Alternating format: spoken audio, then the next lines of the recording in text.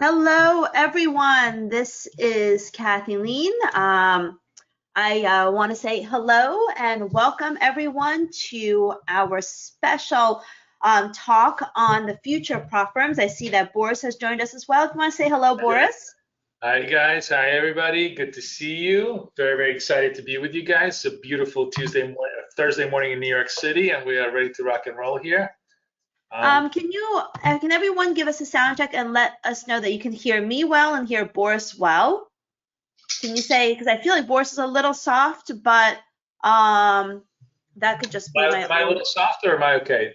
Let's see. In the chat box, let us know. Let me look at the question box here. Okay, all good. So, before we begin, I always like to get a sense of where everyone is from. Let us know where you're from so we can say hello and see what part of the world you are from. Both Boris and I are in New York, and the original center of financial markets, not so much these days, but it is definitely cold and chilly out here. Yeah, but it's a beautiful morning, which we'll take. Yesterday was a gross, disgusting, rainy day, so we'll take a beautiful morning. We had lots and lots of activity in the markets this morning. I don't know if you guys traded the PCE number. It was a lot of volatility. We traded both Forex and we traded in futures, so it was a lot of fun. And hopefully you guys had as much fun as we did today. Wonderful. We have a lot of Americans with us this morning from Georgia, Jennifer, Patrick, Adam, Chicago, Brittany from Florida, and then Mike from Toronto. Hello, everyone. Kevin from Philadelphia. We also have people from the other end of the world, from Perth, Australia here. We have George coming in from all the way on literally the other side of the world.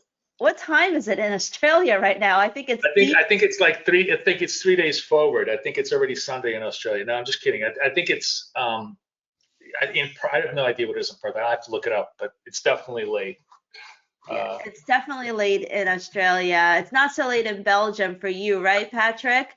And you know, Kevin from the Philippines. I love it. I love how everyone is from, you know, all corners of the world, which really I think goes as a testament of the popularity of prop trading. It really kicked off in the US, which is why we probably see so many Americans on the stream today. But you know, at the same time, you know, it's really gone global. We have, you know, friends here from Singapore and Philippines and you know, Australia. It's really something that has caught on in the past 2 years, and I think that it's you know, despite everything that's happening that we'll talk about today, it is here to stay. So what time is it? 10:33. Let's go. You know, Kay, I genuinely was thinking that I think I'm going to get a T-shirt or like a sweatshirt. It's going to say "I heart prop." I think that's going to be our next thing. Sure. So let's go ahead and get started. So today, you know, we're going to talk about the future of prop. We're going to talk about what's happened, what's going, some of the key changes in the prop industry. If you watched my video on prop trading updates, the first, you know, 5 minutes will cover a bit of that. And then Boris is going to talk about the new trading platforms that are being offered, pro cons of, you know, the DX, C-Trader, you know, all that stuff, which one could be right for you and how to choose them.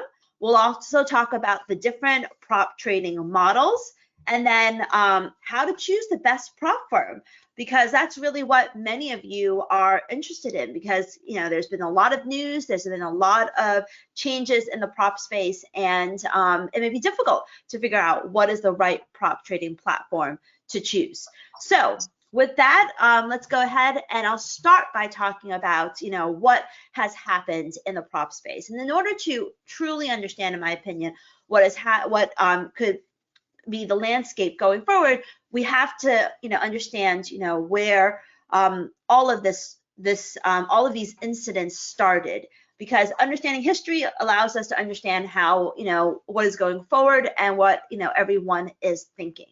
So, you know, as I said, you know, if you watched my video that I posted yesterday on YouTube, the first 5 minutes of this will cover the same things, but I still think it's important to review. So it all started with MyForex Funds. MyForex Funds was shut down in September of 2023 by the CFTC. And this kind of sparked the anxiety in the prop trading space, because the CFTC, obviously the US regulator and, you know, the scariest behemoth that could knock on any prop trading firm's door, especially if, you know, only, I guess, if you are in the US. But MyForex Funds had a very specific problem, and the CFTC had very specific allegations for MyForex Funds that was different from everyone else. I mean, they were accused of taking a lot of steps to make it difficult or sometimes impossible for prop traders to pass their challenges. They basically took as many steps as possible to prevent that happening. CFTC did not like that, and that you know, it was a very specific situation for MyForex Funds that so far has not been revealed to be a problem for any of the other prop firms. They seem to be a bit more honest in that respect, where they are not actively working against the customer as far as we know. But one of the other things that the CFTC said or did that made a very big change in the industry is that they said, you know, everyone has to acknowledge that these are not real accounts, that you have to tell the customer that they're trading on fake money. And that was the first transformation for the industry, where traders were made aware that they're not trading on real capital in their challenge accounts. You are trading on, you know, fake capital, and if you pass virtual funds, right? There's a lot of buzzwords that came out of it afterwards. Virtual, simulated, you know. That came out of it, and I think that raised a certain level of awareness that made everyone realize that you know, what was really happening underneath the hood. And then, you know, about 2 weeks later, Deal halted service to the prop firms. Deal was a major payment provider for the industry, and they didn't want to get regulators on their backs. And so they halted for service to prop firms. Prop firms scrambled to find alternative payment methods. But, and you know, Boris, what are you doing? Just turn it off. Turn your camera off, okay? Stop going on and off. I'm trying to find the right lighting. Okay, go ahead. So anyway, so deal halted service to prop firms, and there was a lot of fear at the time as who is next? Who is the regulator going to knock? Whose door is the regulator going to knock on next? But nothing happens. And 4 months is a long time in this new space, new prop trading space. And in those 4 months, prop firms, continued to pay out, traders continued to trade, traders continued to make money, prop firms continued to show the successes of their customers, and the confidence in the industry returned. And people were less worried. And they realized, yeah, these are simulated accounts, but when I actually get funded, I'm still getting paid out. I can still do this. So this nice 4-month lull basically restored confidence in the industry. But then in February, early this month, we had a whole slew of new concerns that returned. The first one was also very specific. It was funded engineer. The license was revoked by FPFX because the technology provider, because FPFX claims that they were creating fake accounts, that were created fake results, that had fake payouts in order to boost their payout numbers. This is a marketing problem, not necessarily a transactional problem. And so it is also very specific for funded engineer and did not reflect what was happening in the rest of the industry. But then the big problem occurred, which was true forex funds. And I skipped one, which was FTMO. And FTMO in January started restricting access for US customers from certain states. It wasn't all the states, it was certain states. And it wasn't on anyone's radar because these were, states that not many prop traders were trading from. But it should have been the first hint because FTMO is the biggest player in the prop trading space. So if they are starting to restrict customers, there's something underneath the hood that they're worried about that everyone else should. No one really latched on to that. But then, as I said, True Forex Funds was terminated, got their access terminated due to MetaQuotes. And Funding Pips was terminated by the broker Black Bolt, also due to MetaQuotes, and it all kind of spiraled. And everyone realized it was really MetaTrader and MetaQuotes that was the source of the problem, where they did not want to be hit by any regulatory issues. MetaQuotes last year got pulled off of the App Store by Apple. Obviously this is a big hit because a lot of people trade on the MetaQuotes app, and it took them a very long time to get back on, and they didn't want it to happen again. At the time, that was a very specific situation, also completely unrelated to the prop trading space. It was like, and I tell you, I was part of the scam because people use my name to basically create fake platforms saying endorsed by Kathy, trade with us, and they scam people out of money. And I want to remind you, I will never, ever, ever ask you to send me money. So anyone using my face, my name, direct messaging you, it's all fake because I will never, as much as I love you all, I will never direct message you. So MetaQuotes did not want to be fallen victim to the same problem. And they knew that a lot of these firms were offering CFDs to Americans, which is a loophole that the CFTC was first concerned about when they created the red list on True Forex funds. And so they decided to be proactive, terminated access for anyone who was servicing US customers.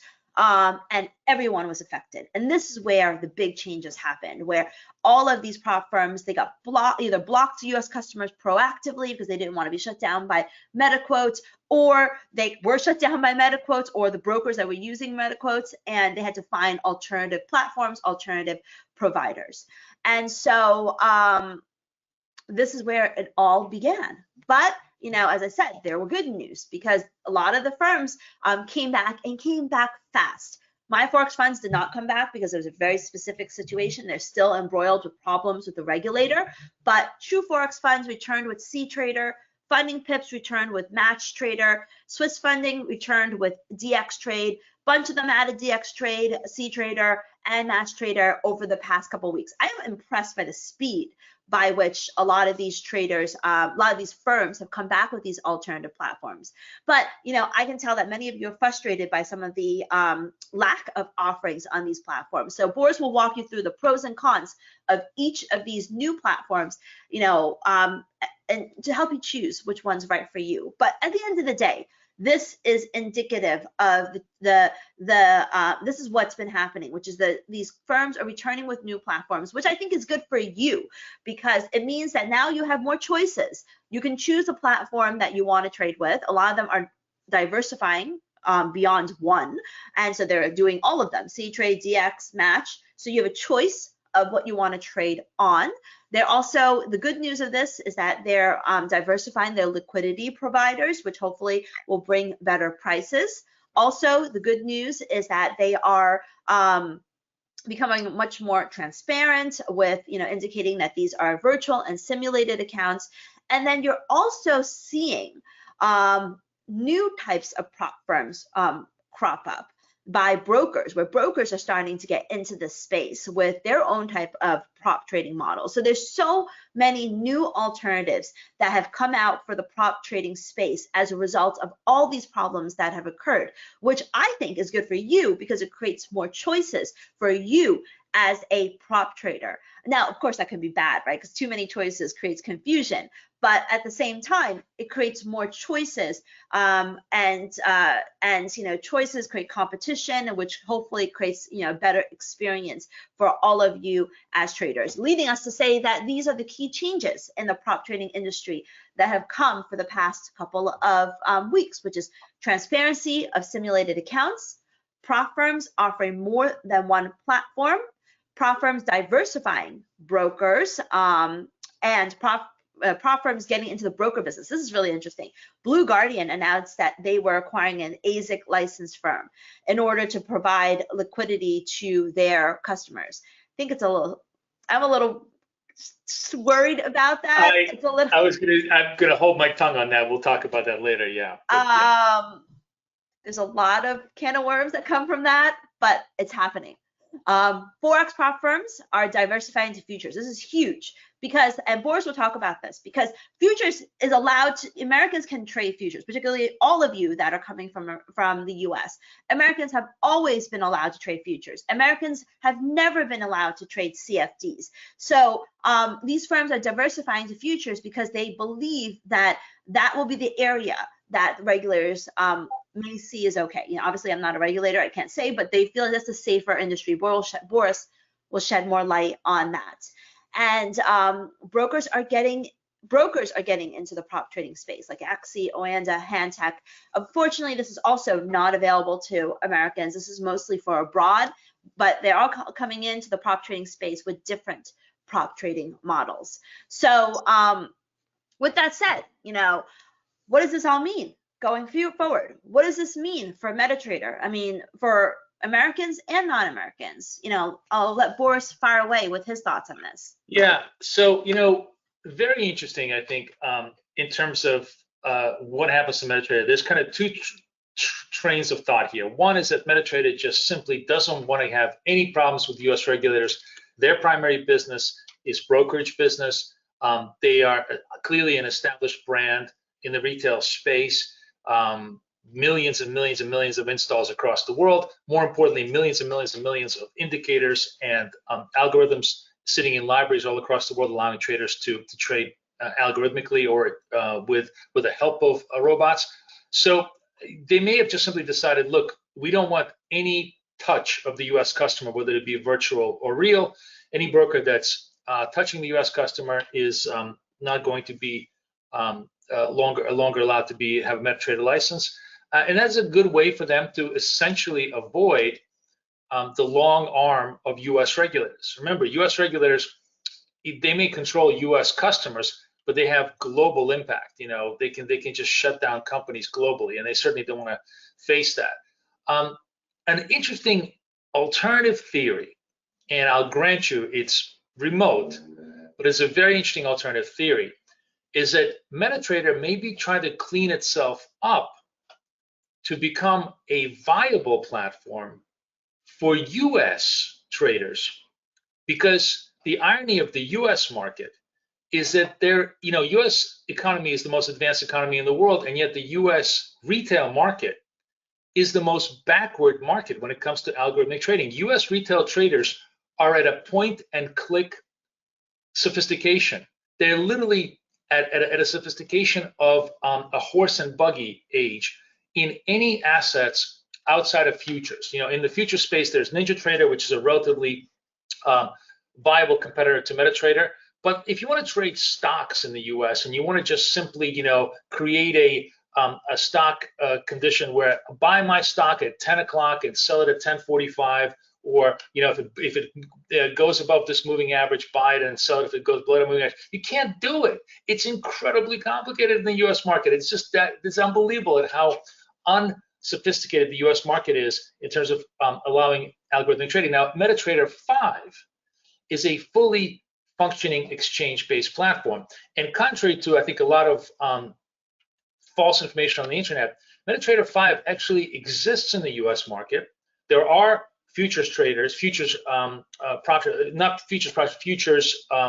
brokers like A&P Futures that trade MetaTrader 5, allow you to basically trade that. But the interesting thing is, are they trying to clean themselves up so that the Schwab accounts, the TD Ameritrade accounts, all of those accounts somehow will be able to effectively be used MetaTrader 5 for algorithmic trading? That's clearly a very remote possibility, but I thought it was an interesting theory somebody put to me the other day. So that may be the two things that are going on. In the meantime, what's really, really clear is there'll be no more US prop trading via MetaTrader anywhere in the world. It's all going to be either brokerage based, or if you're going to be trading prop, you're going to be a non-US account.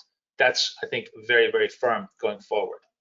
So let's take a look at the platforms that are competitors to MetaTrader and that some of the prop firms are moving to. There's basically four major ones. I did not get a chance to review MatchTrade, so my apologies for that. But there's CTrader, there's DXTrade, there's Tradeovate, and there's NinjaTrader. And so let's just take them one step at a time. Let's take a look at CTrader as a platform, because CTrader appears to be the most MetaTrader-like platform in terms of its functionality.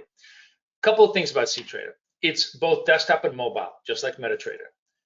Very, very importantly, it can run algos. Of course, the problem is it's got its own language. You can't take a MetaTrader, expert advisor and just drop it into CTrader.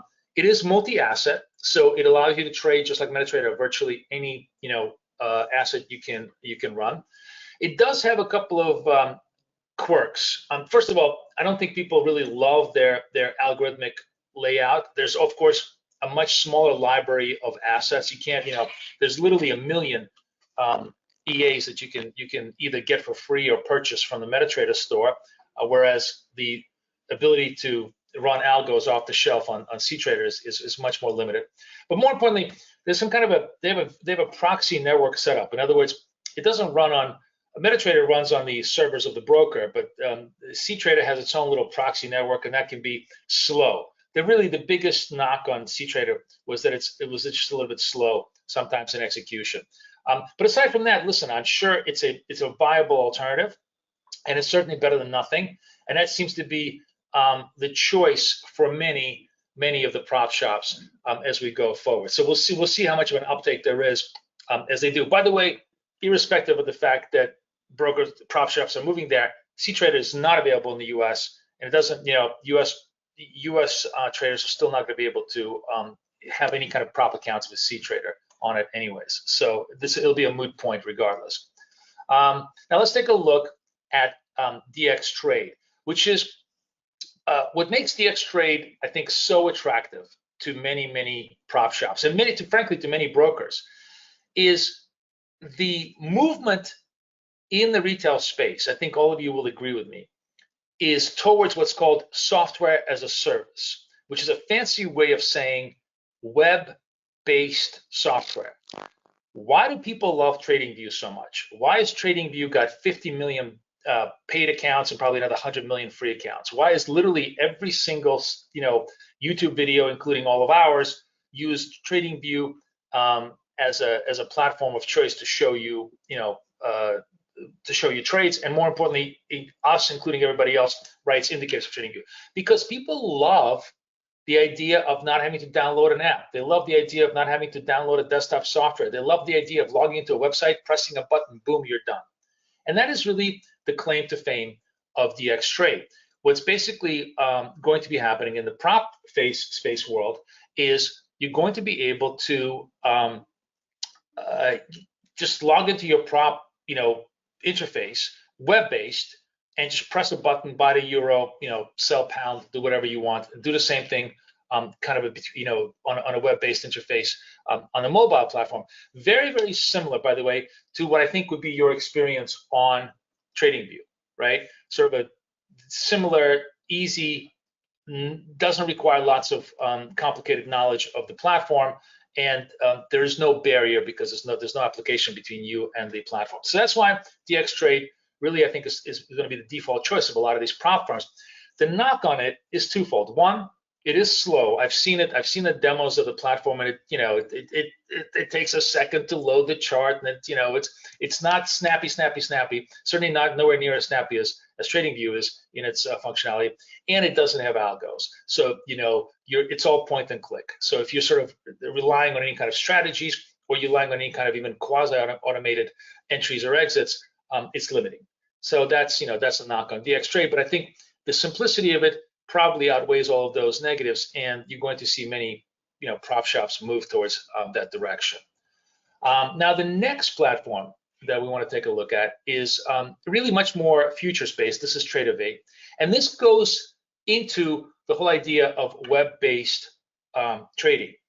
Tradeovate integrates directly with TradingView, so you could essentially, if you're using the Tradeovate platform, you could trade directly from TradingView. You can see the platform is all web-based. It takes all of these Windows-based functionalities, depth of market, the DOM on the left side, charting, your trade blotter, your charts, your buy sell execution buttons, your buy it bid, sell it ask, which many futures platforms have, and basically creates a full web-based interface for it. I see a lot of people trading. I see a lot of people at BK now taking the Tradeovate choice versus the other choice of brokerages. In fact, I would say it's funny because everybody in my chat room who trades with us on Apex, I'm like the only guy left on Ninja. Everybody else is trading Tradeovate. Everybody loves web-based interfaces. So there's something to say about that, and I think that that is the simplicity outweighs the sophistication, and that's sort of, I think, a big takeaway. You're probably going to see that throughout, whether it be CFD or futures land. The move towards simplicity seems to be irreversible, and Tradeovate definitely stands very much as a choice for many people on the future side. And then, of course, the final platform that the more sophisticated traders like to trade, and I use it, NinjaTrader. You can trade from the chart.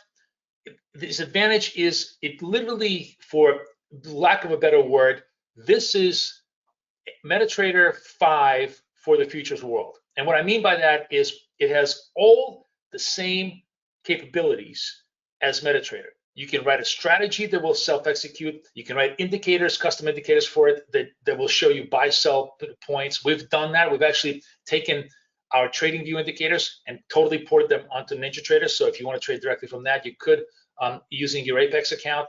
And all of those things. But it is, like every Windows platform, very, very bulky, hard, a little bit hard to learn. It took me honestly 2 weeks to just get mildly comfortable with it. Now it's taking me about a month, and I'm finally relatively comfortable with it. It's got a whole bunch of windows that you got to organize.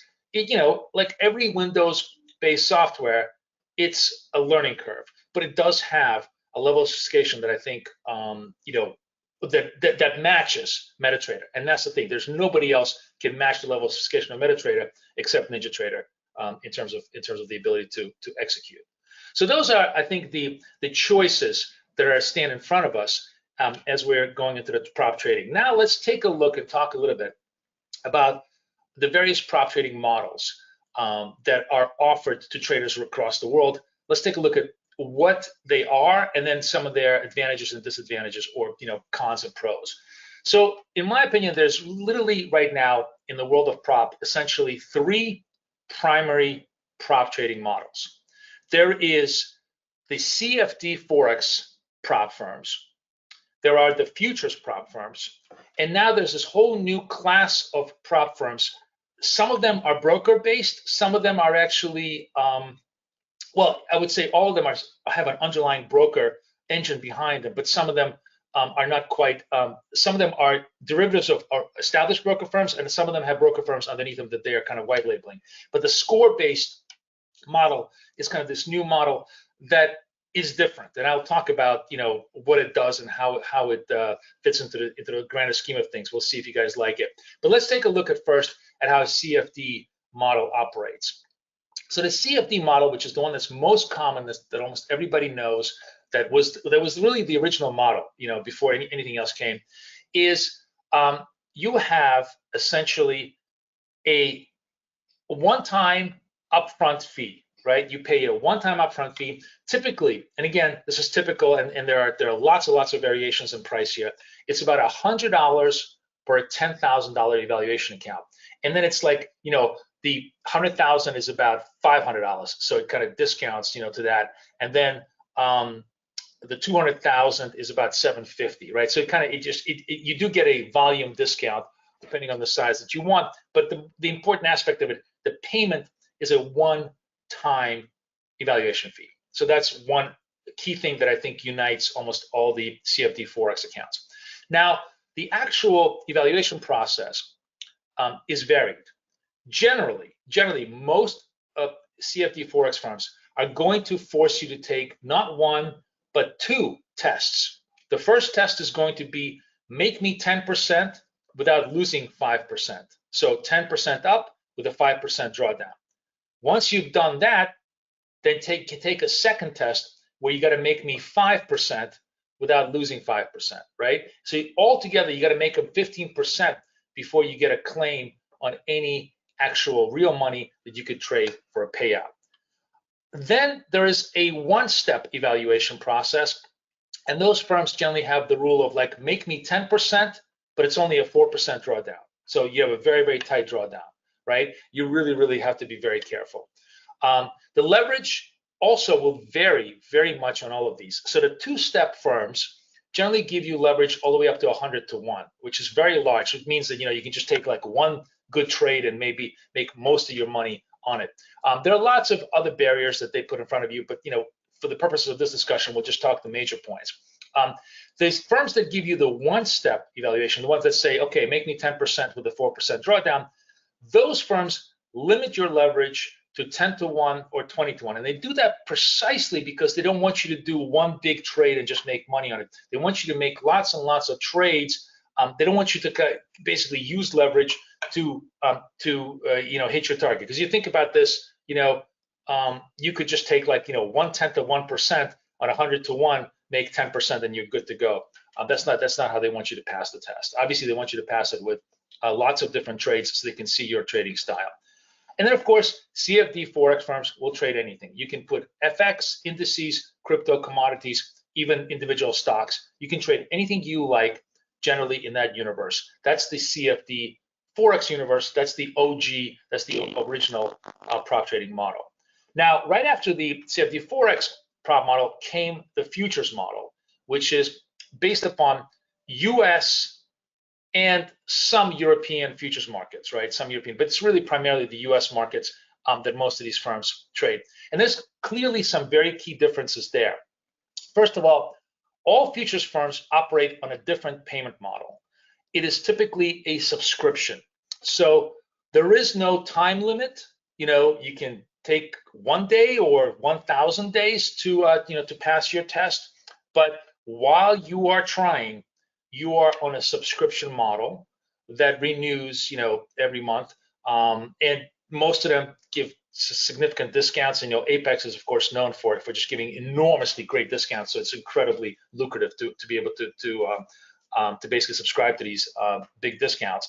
But as opposed to a CFD model, where it's a one-time big fee, these are generally tend to be much smaller monthly subscriptions that you get.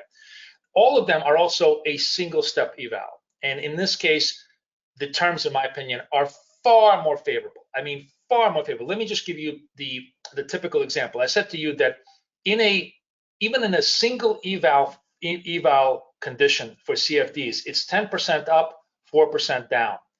On a futures basis, most of them will offer you 6% up, meaning all you got to do is make 6% against a 5% drawdown. Those are far, far better odds, and the reason why so many more people pass the futures prop than the CFD prop. Those are just much, much better odds than anybody on the CFD side offers you, and they offer you quite considerable leverage at 25 to 1, 35 to 1, depending on the variations of the indices. The one negative of futures is its limited product set. So in futures, you effectively can trade U.S. indices like NASDAQ, S&P, Dow, DAX. You can trade the DAX if you wanted to, and you could trade oil and gold. You could theoretically trade some Forex. Some Forex is traded on the Chicago Mercantile Exchange. For example, Euro dollar is traded, pound dollar is traded, Aussie dollar is traded, but they're not, aside from Euro dollar, most of the other currencies are not that liquid, and it's an afterthought for the futures exchanges. Whereas, if you're trading Forex on the CFD spot market, that's the dominant market. So that's the only, I think, major limitation on the futures side.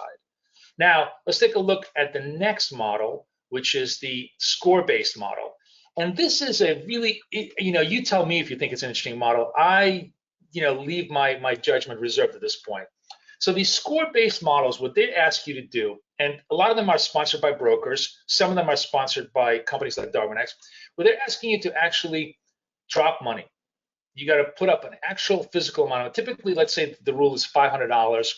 You got to trade that account, and if you achieve certain result on that account, they will then slowly, it's not like, you drop 500, you pass their test, they give you 50,000. No, they're going to give you like maybe $5,000 worth of buying power against a $500 account. And they just slowly take you up based upon how you trade. They have their own very sophisticated score-based funding mechanisms. And their pitch to you is going to be a little bit different. Their pitch to you is, listen, if you're really, really good at this, and if you truly pass, if you're trading well and you're kind of meeting our risk algorithm parameters, your scores are, in other words, you have a very, very narrow drawdown, and you're trading slowly but surely up, very steady up gains. You become a very good prospect for hedge fund funding.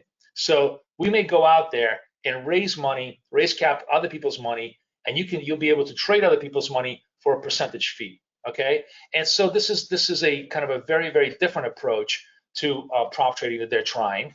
And there are new players like Axie Select and Oanda are all sort of in Hantech and DarwinX are all sort of approaching it where they're trying to take retail traders and turn them into quasi hedge fund traders. Now, the reason why they're doing this is obviously they want participation, and they see the prop trading world so active, but also because the model within the hedge fund world that's very, very successful now is called the pod model, and this is on the institutional side, and that model is basically lots and lots of different traders are given specific amounts of money with very, very tight parameters.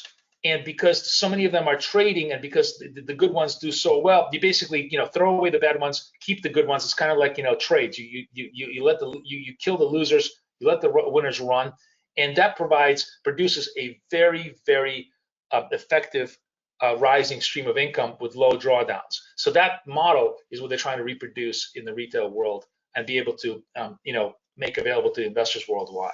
So that's the score-based model. And those are the primary, conditions now that everybody is in the prop-based world. So we have CFDs, we have futures, we have score-based. So let's take a look now at some of the pros and cons of the futures versus CFDs.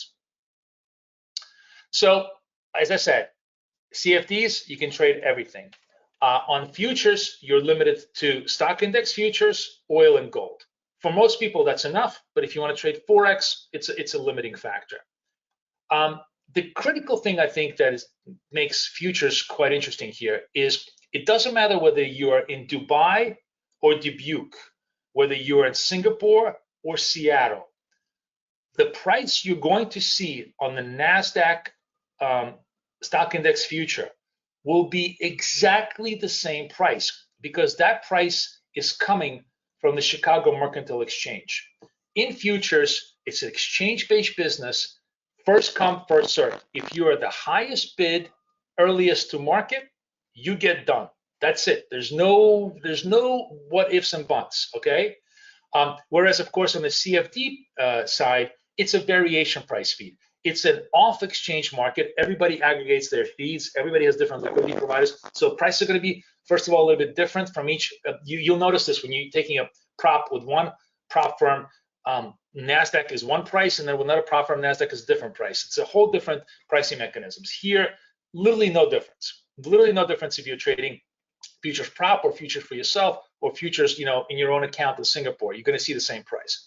On the CFD side, it's spread based. So there is no commission, right? There's no commission, but you cannot buy at the bid or sell at the ask.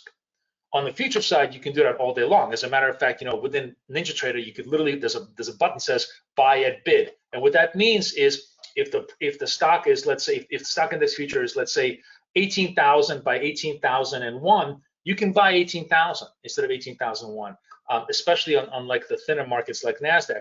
And that saves you prices, that saves you entry, that gives you better prices. So that's incredibly attractive, but you do pay commissions. However, and this is one thing that I absolutely love about prop that nobody ever talks about, nobody appreciates. And I think it's because many people who've traded futures prop have never really traded futures for real. So when you trade futures for real, and you're trading highly active, I mean, like, you're doing 100 trades, 200 trades a day, like I've done sometimes, you can come to a situation where you literally will pay your broker 5 times what I've been in days where I've paid my broker $300 and made $100, or made $200 and paid my broker $500. It's so asymmetrically skewed, right? And of course, on days when you're losing money, you're still paying your broker, lots of commissions. That can be disheartening. What's really, really great about futures prop is you do not feel that commission at all. You don't care. It's not coming out of your money. It's coming out of your prop account. And this gives you not only just the kind of peace of mind, but also the freedom to do more and more and more trades until the trades go your way. You don't care about the fact, oh, I'm down $100 on commissions on my thing, okay? Because you can make it back as long as you're sticking to your strategy. The fact that the commissions are virtual, just as the trading is actually a superpower to those that trade frequently, like I do.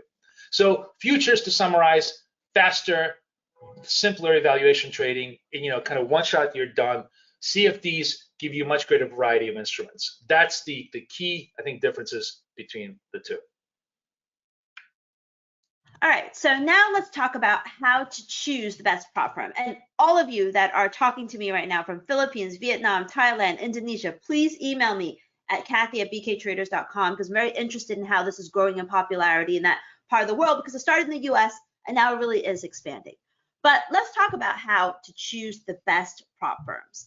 There are over 200 prop firms out there and growing, and it's very difficult to make the right choice. And all of you are scrambling to try to find the best prop firm. And really finding the best prop firm boils down to asking these few questions. Number one, can you trade with them? I have many Americans that are on this stream right now, and you're learning that a lot of these prop firms are now shutting you out. So the question is, who can you trade with? Because if they do not offer prop trading in your country, then it's a moot point about whether or not you'll still be able to trade with them. And I think that the best way to find this out is there's a website called I'm trying to get it. It's called Prop Firm Match. And Prop Firm Match will, I have no relationship with them, but sometimes on their Twitter feed, they will showcase the firms that are allowed to still trade US. And I'm going to share that in the description later on and in the email, because I unfortunately did not look it up in advance, but I will list the firms or connect to the list, link to the list of firms that Americans can still trade with. But what we do know is that, Americans, for all of you that are on this call right now, you can still trade with, all of the, futures prop trading firms that are out there right now. But the first question to ask is, can you trade with them? The second question, your kind of your checklist to drill down to which one's the best prop firm is, do they trade the instrument that you want to trade? For example, futures prop trading firms primarily focus on futures, and their Forex offering is limited. But if you love to trade NQ, which many of you do and many prop traders do, then that's probably where you want to go, because the futures itself is better than the CFD. And if that's really your focus, you can do that. If you want to trade gold, then the futures firms are just as good as the CFD firms. But if you want to trade Forex, then you've got to stick with the Forex prop trading firm. So the second qualification of trying to figure out the best prop firm is, do they trade the instrument that you want to trade? The third qualification is, how long have they been around? I know there's a lot of support and fans of these prop firms opened by 21-year-olds that retired their parents and retired themselves, and if they're 21 years old, they do not necessarily have the financial markets and life experience to really run a company that can survive, and it's not just a quick buck for them and they'll move on to the next hot thing. How long have they been around? If the longer, the better. FTMO is one of the largest in the space. So if you're broad, you want to consider that. And also, how long have they been in the market in general? Which is why some of the brokers are very attractive to the broker offerings are becoming very attractive, because these brokers have been around for well more than a decade. The fourth qualification is, what platforms do they offer? Is their tech internal, or are they outsourcing to different tech? Now, some of these prop firms have built their own technology. Others, which is relatively new, but even if they use DX and CTrader and MetaTrader, you want to figure out if the platforms that they're using are the platforms that you feel comfortable with, because if they're too clunky, then you maybe not want to consider it. A lot of you are still are outside of the US and you're able to trade MetaTrader platforms, so still stick with that. If they still offer the MetaTrader platforms, those are definitely more stable, more user-friendly. So if that's what you want, filter out your best prop firms by the ones that are still offering MetaTrader as an option. How many liquidity providers do they have? The more liquidity providers, the better. Because you don't want to be in a situation where they end up pulling their feed. The liquidity providers pull their feed and pull their access, and they no longer that they're scrambling and to find an alternative liquidity provider, and you're back in the situation that you are now if you traded with some of the firms that had trouble in the month of February, where you're shut out for weeks. Thankfully it was only weeks, and you're trying to figure out, are they going to come back? Am I going to get paid out? Am I going to get a refund? All of that is things to consider. And how much business and market experience does the prop firm founder have? This goes back to the earlier question. You want someone who's been through the market, and you also want someone who there's going to be, I don't know if those of you guys have been around during the Swiss franc scandal. Those things will happen again. Sudden Bank of Japan intervention, sudden Swiss franc scandals, sudden banking crisis. Can these prop firms handle that? These did the experience to handle that.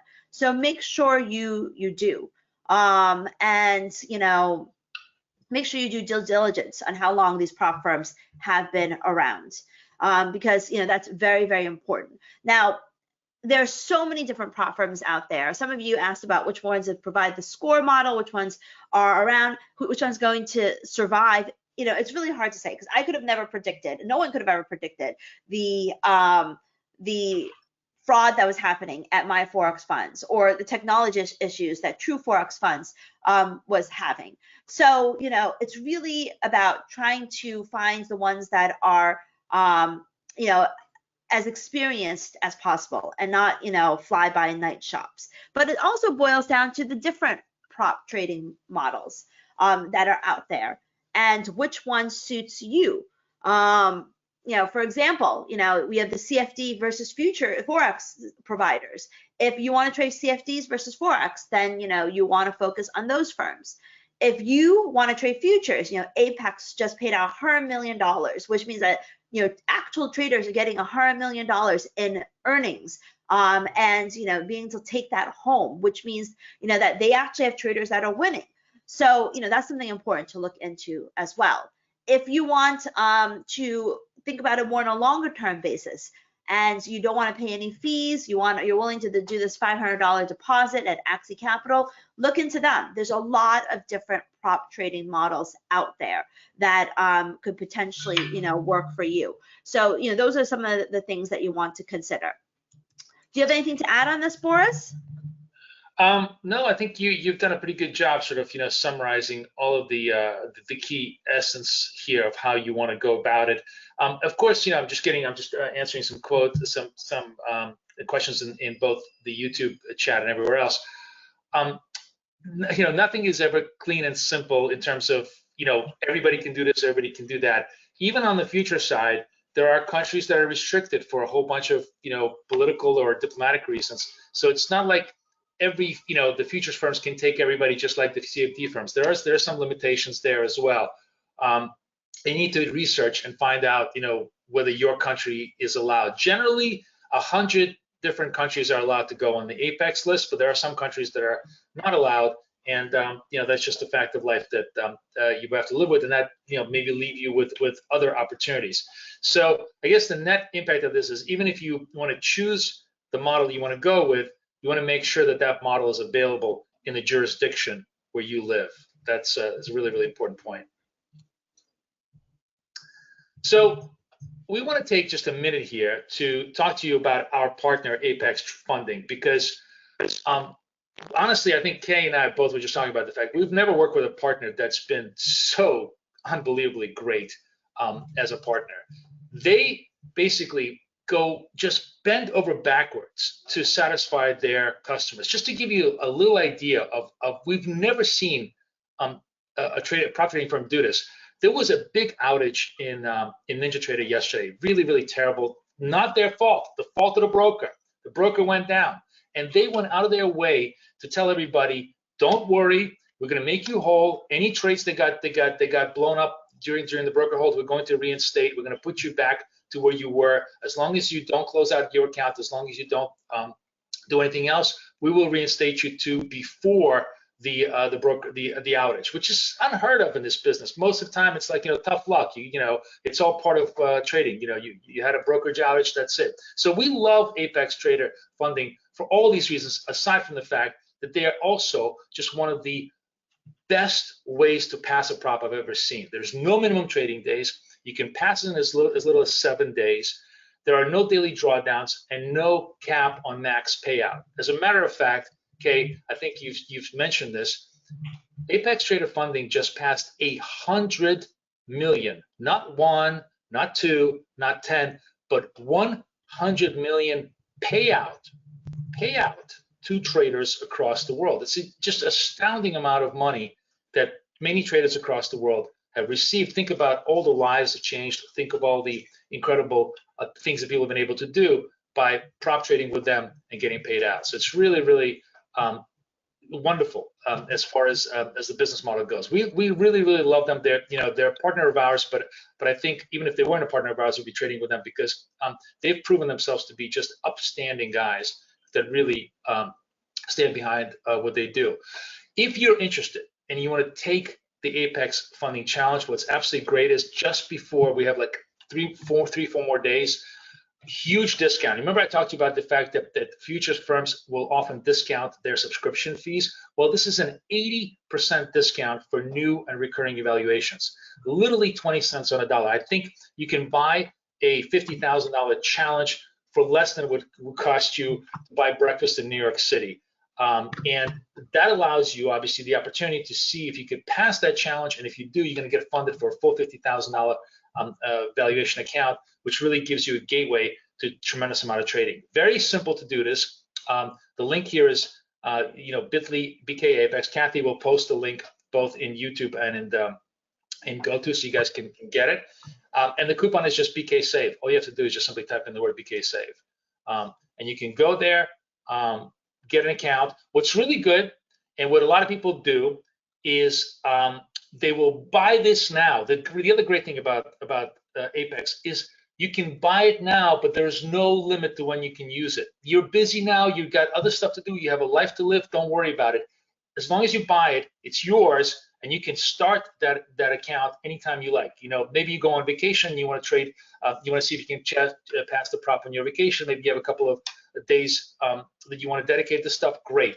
The point is, lock it in right now. You can buy it, and then you just get a huge bargain, and it just simply sits there. As you can see here, we've passed already one account. I eat my own dog food. We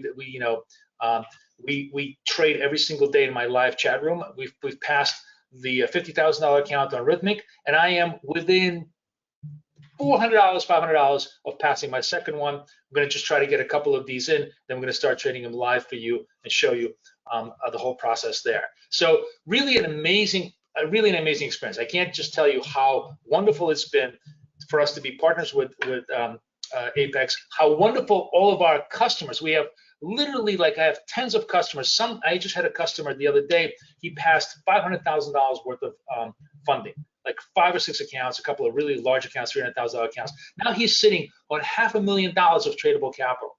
That could be you. So please go ahead, nail down the offer right now. The offer ends on March 4th. As I said, I think it's less than the price of breakfast in New York City, and you can use it anytime. So we have a question. It's a really interesting question I want to talk about from Captain America, which he's asking, what is the max profit target in Apex that you can withdraw?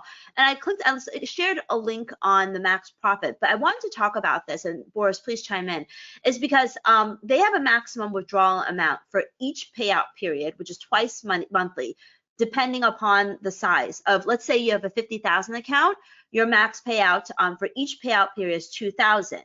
But what is really popular about Apex is that, because the account sizes are so cheap, usually people have a few accounts. So that, for example, if you have 10 accounts, you can withdraw the maximum from each account. So if you have 10 50,000 accounts, you can withdraw $2,000 from each account for a total of $20,000 in a payout.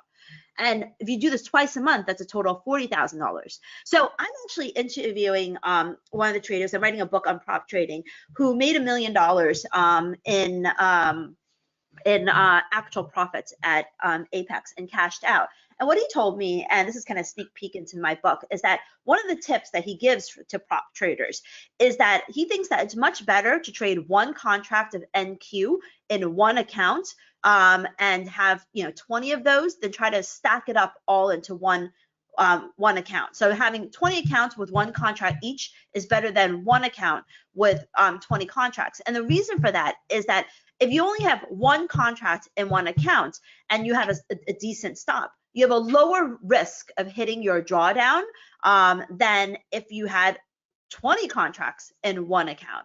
And I think that makes a lot of sense, because not only are you able to reduce the risk of actually hitting that trailing drawdown or fixed drawdown, but you can also withdraw more of your money, because the maximum withdrawal amount applies to each account. And on top of that, these Apex and many other prop trading firms offer a trade copy. So you can attach one account to the other 19 so that it will auto trade. So it's as if it's one account. So this is a way that some of the pros are using to not only get around the drawdown issue, but also around the maximum withdrawal issues of some of the prop firms that you may want to consider. Yeah, and if you think about this, let's set an incredibly reasonable target of $500 a month. That's all. You have a $50,000 account. You just want to make, $500. That's 1%. You're just going to try to just aim for 1% for a month, right? Reasonable, I think, certainly a very, very conservative target. If you have like 10 of these accounts and you're making $500 in each account, you now can withdraw $5,000, right? You can now withdraw $5,000. You're far in excess of that $2,000 limit, and more importantly, you are so conservative in your risk control and your parameters. You can be trading micros and still make $5,000 a month withdrawal, which is a significant amount of money for a lot of people, and certainly a much more reasonable way of making this into a lifetime function. This is the whole thing. The idea is to be able to trade for life. To have a gig like this where you're going to be able to come in, and when you have time and when you have the inclination to be able to trade the prop and be able to to have a stream of income coming to you from trading the markets. So really, really amazing point. I completely 1,000% agree. It's one of the reasons why you see me running for a couple of other more eval accounts, because that's going to be the structure of, I'm going to be following the same method. But yeah, I think that's the formula for long-term success. There's some really good questions here, Boris. One is, can you define rhythmic? Can you just give them some more information on rhythmic? So rhythmic is just simply NinjaTrader. Remember, I showed you a picture of NinjaTrader. Rhythmic is the brokerage underneath NinjaTrader. So if you're using NinjaTrader platform, you'd be using a Rhythmic account. If you're using TradingView platform, you'd be using a TraderVate account.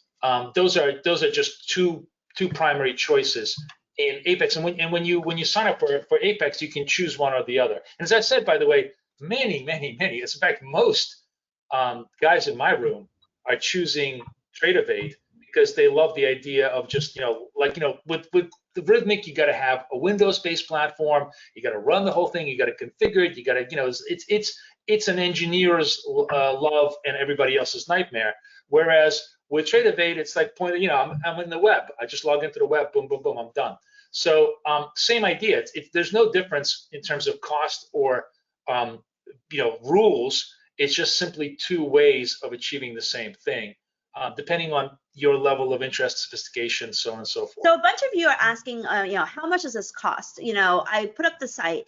Rhythmic runs somewhere between $100 and $37 to a higher amount. But remember, you had an 80% off discount code, BK Save. TraderVate, their $25,000 account is $167 a month. Their $50,000 is $187. And once again, 80% discount code until March, I think 3rd or 4th, whatever is listed in the slide. 187.2. Oops. 187 times 0.2. That is literally $37. You cannot. I have spent more than that on bagel, lox, and cream cheese and a cup of coffee in New York City diners. I know that sounds maybe shocking to some of you, but that is literally, so it's less than the price of breakfast, and you have a chance to get a $50,000 funded account, just like I did. You see my certificate is sitting there, and I'm going to have full access to that capital to be able to trade. My first order of business is going to be to pay me back for that breakfast that I. Actually, Patrick makes a really good comment. I forgot one qualification for a good prop firm, which is the payment method. Does the payment method work for you? That's also very, very important. Thank you so much, Patrick, for highlighting that. Boris, a question. How do you buy now and trade it later? Because he's traveling in March. Thomas is traveling in March. So what you do is you buy it. Then you're going to have an account on ATF.com, and it will activate on your first trade. So you'll just see it. You'll have you can buy 10 of them, and you just have an inventory of 10 of them sitting there, and then you can start trading them whenever you want. So it's 80% for the first month and reoccurring, which is what's so amazing about this. Yeah, which is really, really cheap. I mean, gosh, it's like, I think it's like I don't even know what the recurring fee. The recurring fee is a little bit less, so it's like maybe 37 and like a $17 recurring fee. Those are, very, very cheap fees. Another question, Boris, any issues with holding positions overnight? Sorry, just to give you an idea of how cheap this is so we can understand the pricing. A $50,000 CFD account, anywhere you go, the least amount of money you'll pay for it is about $450, okay? Same funding amount, literally 10 times the cost up front, out of your pocket. It's gone before you even start to trade.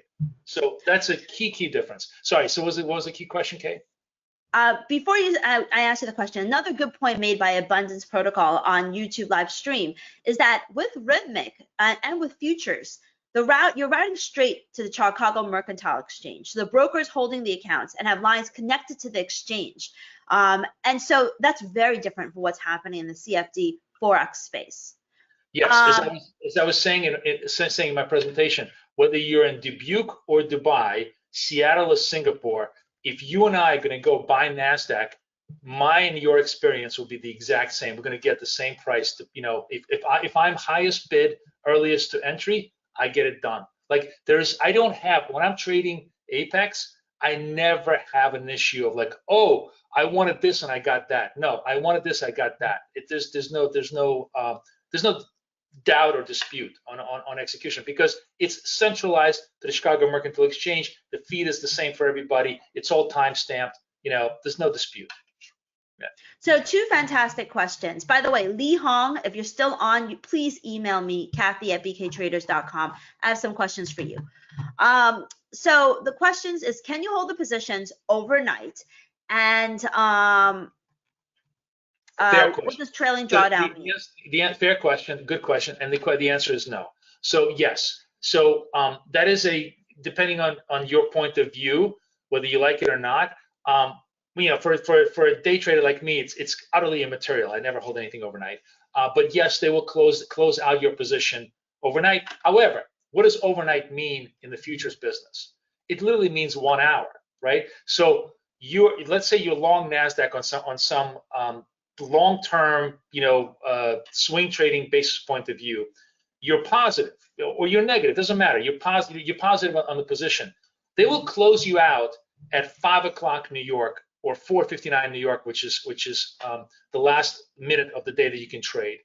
And then at 6:01 New York, 1 hour later, if you want to reestablish that same position, you can. And generally, the spread between where you close and you open is very, very small. Sometimes it's actually very much in your favor. Sometimes it will close and it'll gap down a little bit. You can buy it 10 points cheaper. So really, it's a distinction with that much of a difference. It's not like this is a onerous burden on you. If you want to hold a position because you have some long-term, let's say you're a long-term gold bull, you think gold goes to 2100, you can just reestablish that position very quickly in the after-hours market. It's a 1 hour gap. That's all. Okay, 2 questions. One is, what is trailing drawdown? But first, please answer. Does that mean that if you bought it now, you trade it later, that you have no reoccurring fees until you start your challenge? So I don't want to speak out of turn. I do believe that it starts. The time clock starts from your time of purchase, right? But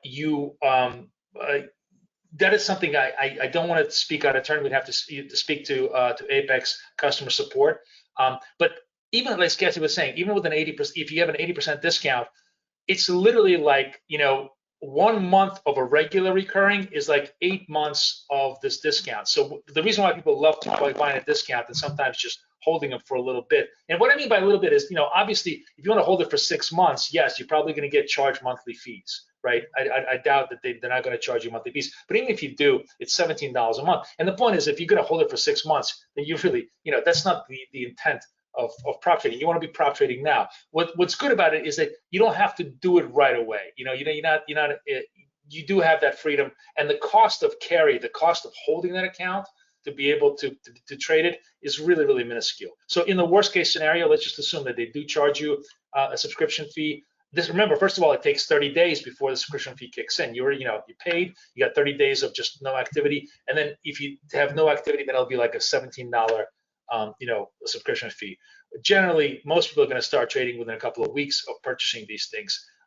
But what's very, very nice, the other thing, sort of the advantage of buying like 10 at a time is there's a whole bunch of different strategies of how you pass it. You can pass it slowly, you can pass it fast. So if you try to pass it fast, you're going to sometimes take a large position. If you're right, boom, you're done. If you're wrong, you blow out one account, you can go to a second one. It's still very cheap. You know, it's like there are a whole bunch of cheap accounts where you can try different strategies on and, you know, get your funding and get it passed. That's why people love doing it. There's two sort of huge benefits to it. One, you don't have to trade right away. Two, you can try 10 different ways to pass the account, you know, for the price effectively of one, or the price of, like, you know, two, because it's 80% off. That's monstrously positive. Think about this. Let's go back to the CFD space. To trade 10 accounts in CFDs at $100,000 or $50,000, right? It's an initial layout of about $4,500. So you got to lay out $5,000 just to see if you can get funded $50,000. Here you got to lay out like $87, you know, dollars to get for 10 accounts, $300 to get funded for $50,000. Much less, and that's a huge psychological and financial advantage. So back to the one question about the trailing stop. Trailing down, yeah. So trailing drawdown is a function of most prop firms, and you know, it's a very controversial topic because it's the bane of others, and I think it's the advantage of others. Yes, the way it works is they're going to be looking at your account based upon rising equity. Let's say you have one negative aspect of trailing drawdown is you're like in a position long gold, and gold goes, you know, $2,000 in your favor, right? And you don't take the profit. You're like, you know, I'm gonna milk this profit till it goes $3,000, and then it comes back down to like break even. Well, your trailing drawdown is going to move up by 2,000 because they're measuring you by equity. And yes, that means you need to be taking profits when you're, you know, at relatively easy profit targets in order to kind of avoid, you know, trailing drawdown. However, one of the things that's cool about trailing drawdown is it stops. You know, like if you achieve your target, right? If you achieve your $3,000, you know, target, the trailing drawdown stops at 50,000, right? So then the whole point is there's one way to get funded. There's a method to get funded, and there's a completely different method to trade the account. And that's one of the things, you know, I'll be doing many videos on that strategy. But the critical thing that I understood about how to do prop successfully, and how almost everybody does prop successfully, is it's very different strategy to get funded from the strategy to actually trade it for a long time and get paid out. When you're paying out, you're trading for a long term. You're trading in much smaller sizes, and once you get to your, you know, 53,000 initial target, you don't have any more trailing drawdown. You know, you can just simply trade all your swing positions at that point. So that's a way to overcome that barrier. And I'm a short-term day trader, so it's never been an issue for me. I'm always exiting at the peak of my equity all the time. All right, we have run out of time. I am so excited that you guys, you know, so many of you stayed on and you have all these questions. You know, you can post the questions in the comment section of the video, and we will go back in and try to answer as much as possible. One last question, Boris. Can you trade algos with futures? So NinjaTrader allows you the functionality to have strategies. So you could do some strategic, yes, you can do some, if you're using NinjaTrader, yes. Alrighty, thank you so much, everyone. And if you're interested, you know, you can definitely take advantage of their current offer of saving 80% that we have with them if you click on this link and use the BK Save. And as I said, any of you that are in Vietnam, Singapore, Philippines, Indonesia, please email me at Kathy@bktraders.com. Definitely interested in how you are learning about prop trading in that part of the world. Yeah.